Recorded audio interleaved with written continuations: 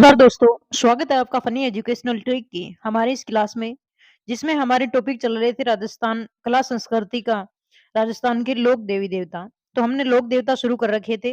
गोगा जी महाराज को हमने पढ़ लिया था पिछले वाले वीडियो में, और आज हम पढ़ेंगे लोक देवता पाबू जी महाराज, जिनको हम फनी कहानी से एकदम अच्छे से याद करेंगे।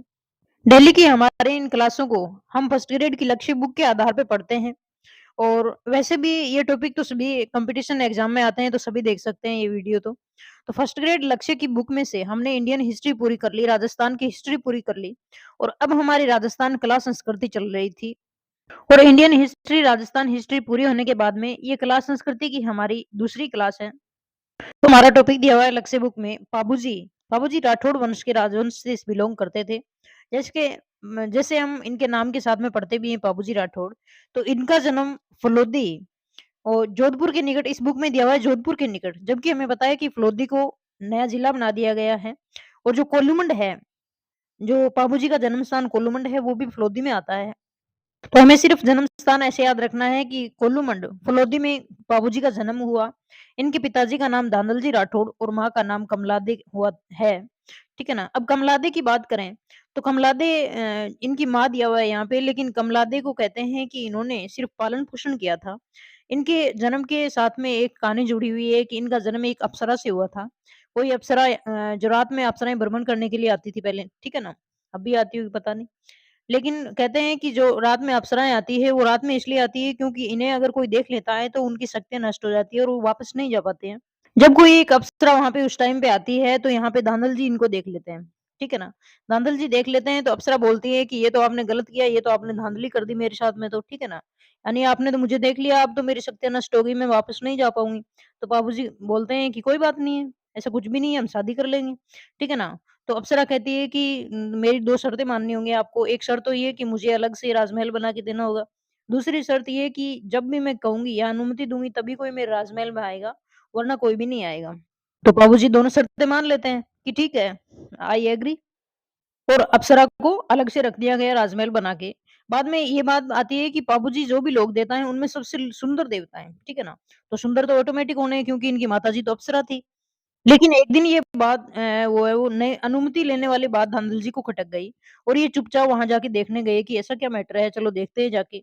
तो ये जाते हैं तो यहाँ पे जब बाबूजी का जन्म हो चुका था, और जो अप्सरा है वो शेरनी बन के इनको दूध पिला रही थी बाबूजी को। तो धांधल जी देखते हैं कि ये कुछ अलग ही मैटर है, ठीक है ना? इसलिए मना कर रखा था। तो ये अप्सरा नाराज़ हो जाती है कि आपने मेरे नियम का उल्लंघन किया है, और वो वापस चली जाती है वहाँ से। और फिर बाबूजी का पालन-पोषण करती है कमला देवी। तो ये तो थी इनके जन्म की कहानी, ठीक है ना? अब ये राठौड़ के मूल वंश राव सिहा के वंशज थे, जो राठौड़ों में राव सिहा का वंशज चल रहा था जोधपुर में, उनके वंशज बाबूजी राठौड़ हैं। अब बाबूजी राठौड़ का जन्म तो यहाँ पे हुआ था, कोल्लूमंड फलोदी में, ठीक है ना? लेकिन इनकी शादी तय की गई थी यहाँ पे पाकिस्तान में। अमरकोट का राजा था सूरजमल सोडा। इनकी पुत्री थी सूपियारदे।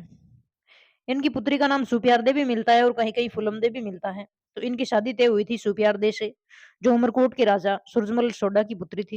यानी बाबूजी बहुत ज़्यादा सुंदर थे, और इनके पास में घोड़ी इतनी ज़्यादा सुंदर नहीं थी पहले। तो इनके 2 दोस्त थे, जिनका नाम हमें देखने को मिलता है चांदा और डामा, जो गुजरात से लड़के आए थे किसी से, और बाबूजी ने इनको शरण दी थी। चांदा और डामा, ये बाबूजी के पास में रह रहे थे जब सुपियारदे को ब्याहने के लिए बाबूजी जा रहे थे। तो इन्होंने बोला कि आप तो इतने सुंदर हैं और हमारे पास इतनी सुंदर घोड़ी नहीं है, ठीक है ना? तो ऐसे करें कि यहाँ पे हमारे गाँव में जो लेडीज़ रहती है देवल चारनी, उसके पास में एक घोड़ी है, उसका नाम है केसर कालमी। क्या नाम है? केसर कालमी। वो बहुत ज़्यादा सुंदर है, केसर कालमी। तो आप अगर केसर कालमी माँग के ले आओ तो 4 चाँद लग जाएँगे आपकी रौनक में। और गोगा जी ये बात मानकर देवल चारनी के पास में जाते हैं कि भई घोड़ी दे दो आप वाली, मैं शादी करने जा रहा हूँ, सुपियारदे को ब्याहने जा रहा हूँ। तो देवल चारनी बोलती है कि मैं घोड़ियाँ इसलिए रखती हूँ क्योंकि मैं गायें चराने जाती हूँ और उसके साथ में कोई ग्वाला भेजती हूँ, तो वो मेरी घोड़ियाँ लेके जाता है। अगर कोई गाय चुराता है अगर कोई गाय चुराता है तो वो भाग के मेरे को सूचना दे देता है। इसलिए ये घोड़ी तो मेरी गायों की सुरक्षा करती है, ठीक है ना? लेकिन बाबूजी यहाँ पे इसको प्रॉमिस करते हैं कि कोई दिक्कत नहीं है, आप दे दो, आपकी जैसी भी गायों के साथ में कोई प्रॉब्लम होगी या फिर कोई चोरी कर लेगा, तो मैं हाथों-हाथ वहाँ से समाचार मिलते ही आ जाऊँगा, ठीक है ना? बाबूजी ये प्रॉमिस करके जाते हैं कि चाहे मैं कहीं भी हो, चाहे मैं तोरन मारता हो, चाहे फेरे लेता हो, कहीं भी हो, मैं वापस आ जाऊँगा आपके कहने पे।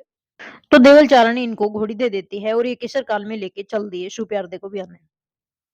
अब इन्होंने तो पाकिस्तान में अपना सेटलमेंट कर लिया, शादियां वगैरह हो रही थी, एंजॉय कर रहे थे बाबू जी। और यहाँ पे जो देवल चारणी थी, उनकी गायों को चुरा के ले गया कौन? यहाँ पे नागौर है।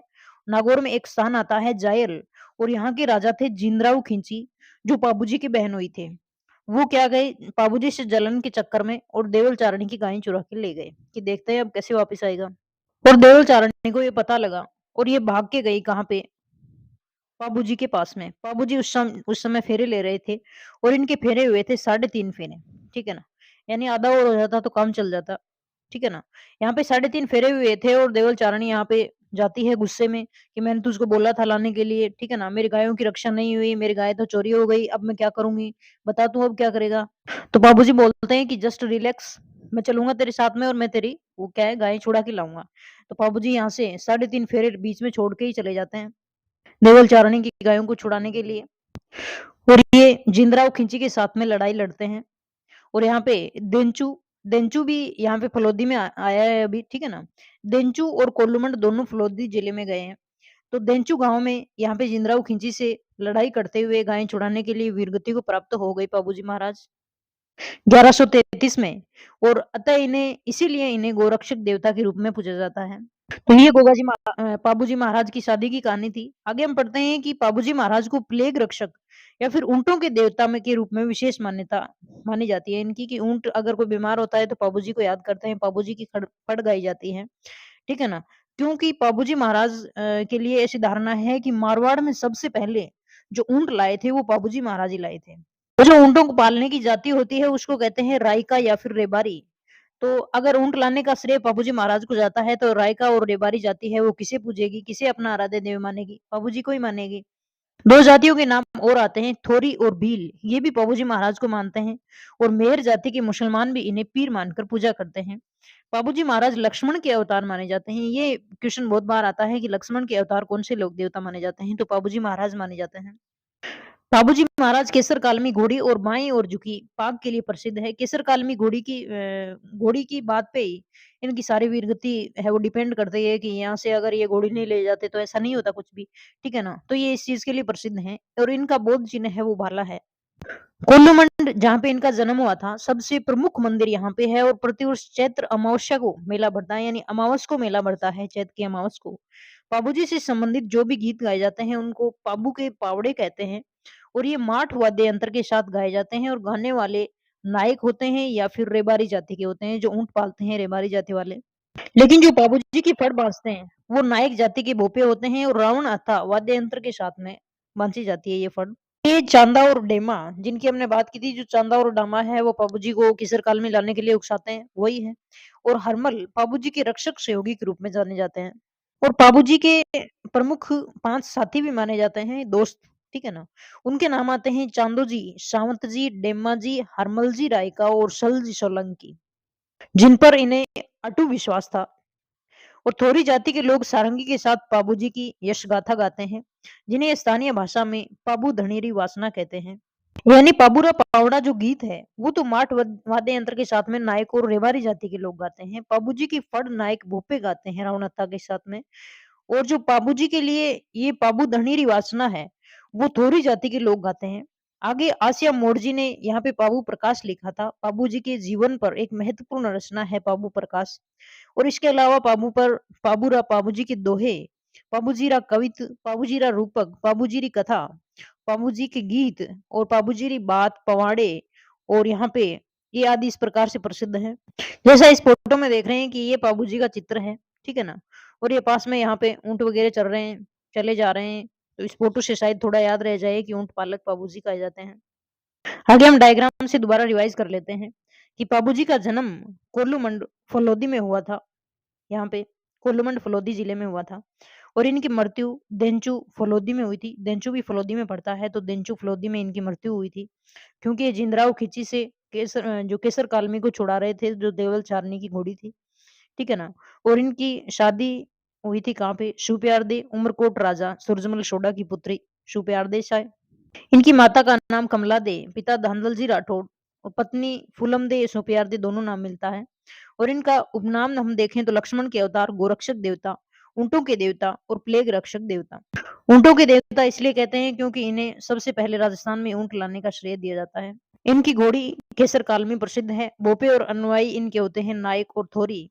इनके बहनोई थे जिंदराव खिंची। इनसे लड़ते हुए ये वीरगति को प्राप्त हुए। राजस्थान में सबसे प्रसिद्ध फड़ पाबूजी की फड़ मानी जाती है, जिसे नायक भोपे रावणहत्ता के साथ गाते हैं।